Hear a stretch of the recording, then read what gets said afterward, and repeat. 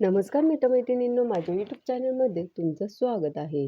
20 मार्च रोजी श्री स्वामी समर्थ यांचा प्रकट दिवस आहे आणि स्वामी समर्थांच्या प्रकट दिनापूर्वी केलेली 11 दिवसाची दत्तसेवा ही अत्यंत प्रभावी मानली जाते. असं म्हणतात की या 11 दिवसात मनापासून केलेली स्वामींची सेवा आणि नामस्मरण भक्तांच्या आयुष्यातील अडथळे दूर करते आणि स्वामींची कृपा मिळवून देते. पण ही 11 दिवसाची दत्तसेवा नेमकी कशी करायची, कोणता मंत्र, कोणती पूजा आणि कोणते नियम पाळायचे हे सविस्तर आज आपण जाणून घेणार आहोत. स्वामींच्या प्रकट दिनापर्यंत केली जाणारी अत्यंत प्रभावी 11 दिवसाची दत्तसेवा जी भक्तांच्या जीवनात सकारात्मक बदल घडवते. चला तर सुरुवात करूया. सर्वात आधी तर सर्वांना श्री स्वामी समर्थ. अक्कलकोटचे परब्रह्म दत्तावतार अनंत कोटी ब्रह्मांड नायक श्री स्वामी समर्थ यांचं नाव घेतलं की भक्तांच्या मनात एक अद्भुत शक्ती जागृत होते.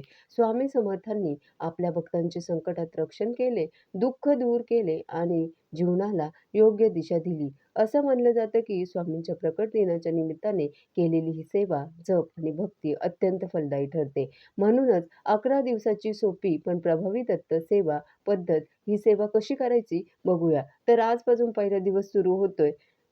संकल्प आणि स्वामींचं नामस्मरण घेऊन पहिल्या दिवशी सकाळीच लवकर उठून स्नान करावं आणि घरातील देवघर स्वच्छ करावं. देवघरात स्वामी समर्थांचा फोटो किंवा मूर्ती ठेवावी. समोर एक दिवा लावावा आणि अगरबत्ती अर्पण करावी. नंतर हात जोडून असा संकल्प करावा की हे अक्कलकोट निवासी श्री स्वामी समर्थ महाराज, मी तुमच्या कृपेने पुढील 11 दिवस दत्तसेवा करण्याचा संकल्प करीत आहे. माझ्या जीवनातील अडचणी दूर करा आणि मला योग्य मार्ग दाखवा. त्यानंतर 108 वेळा ओम श्री स्वामी समर्थ या मंत्राचा जप करा. ही अगदी साधी आणि सोपी सेवा आहे, जी तुम्ही पहिल्या दिवशी करू शकता. दुसऱ्या दिवशी स्वामी समर्थांच्या फोटोसमोर बसून दत्तनाम जप करावा. श्री दिगंबरा दिगंबरा श्रीपाद वल्लभ दिगंबरा हा जप किमान 108 वेळा जप करावा. जप करताना मन पूर्णपणे स्वामीमध्ये एकाग्र करावं. असं मानलं जाते की हा जप केल्याने नकारात्मक ऊर्जा ही दूर होते. तिसऱ्या दिवशी श्री स्वामी समर्थ चरित्रातील एक अध्याय वाचावा. जर पुस्तक उपलब्ध नसेल तर स्वामींच्या लीलांचे श्रवण किंवा वाचन करावे. यामुळे भक्ती वाढते आणि स्वामींचे अनुभव समजतात. चौथ्या दिवशी गुरूचं स्मरण करावं. श्री स्वामी समर्थ महाराज हे दत्तावतार मानले जातात, म्हणून चौथ्या दिवशी गुरूंचं स्मरण करावं. स्वामींच्या समोर बसून प्रार्थना करावी. हे स्वामी समर्थ, तुम्हीच माझे गुरु आहात. माझे रक्षण करा आणि मला सद्बुद्धी द्या. पाचव्या दिवशी अन्नदान किंवा मदत करावी. शक्य असेल तर गरजू व्यक्तींना अन्न द्यावंच. पक्ष्यांना दाणे टाकावे किंवा कोणाला मदत करणं ही सेवाच मानली गेली आहे.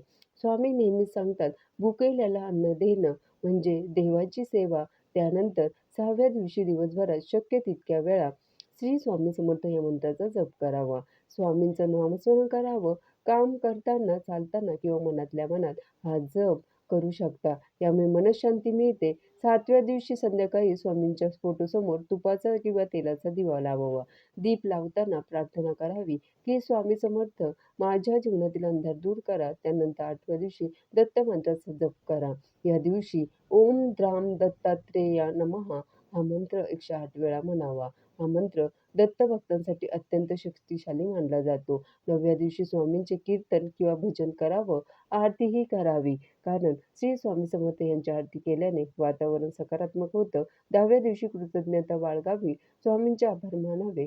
स्वामींना सांगावं की तुमच्या कृपेने माझं जीवन चालतं. माझ्यावर तुमची कृपा अशीच राहू द्या. आणि 11व्या दिवशी म्हणजे प्रकट दिनाच्या दिवशी विशेष पूजा करावी. स्वामींच्या फोटोसमोर फुले, नैवेद्य आणि आरती करावी. आरती केल्यानंतर संपूर्ण कुटुंबाने मिळून अनंत कोटी ब्रह्मांड नायक राजाधिराज योगीराज अक्कलकोट निवासी श्री स्वामी समर्थ महाराज की जय असं म्हणत स्वामींचा जय जयकार करावा. शेवटी प्रसाद वाटावा आणि अशा प्रकारे स्वामींची 11 दिवसाची सेवा करावी. ही 11 दिवसांची दत्तसेवा किंवा स्वामी सेवा अत्यंत साधी सोपी आहे, पण मनापासून केली तर ती अतिशय प्रभावी ठरते, असे अनेक भक्तांचे अनुभव आहेत. स्वामी नेहमीच सांगतात, भिवू नकोस, मी तुझ्या पाठीशी आहे. तर स्वामी भक्तांनो, स्वामी समर्थांच्या प्रकट दिनापर्यंत ही 11 दिवसाची दत्तसेवा आणि स्वामी सेवा श्रद्धा आणि विश्वासाने करा. तुम्हाला प्रचिती नक्कीच येईल. स्वामींची कृपा नक्कीच लाभेल, कारण मनापासून केलेले नामस्मरण आणि सेवा कधीही वाया जात नाही. कारण स्वामी स्वतः म्हणतात, भिवू नकोस, मी तुझ्या पाठीशी आहे. तर स्वामी भक्तांना हा व्हिडिओ नक्कीच आवडला असेल. धन्यवाद.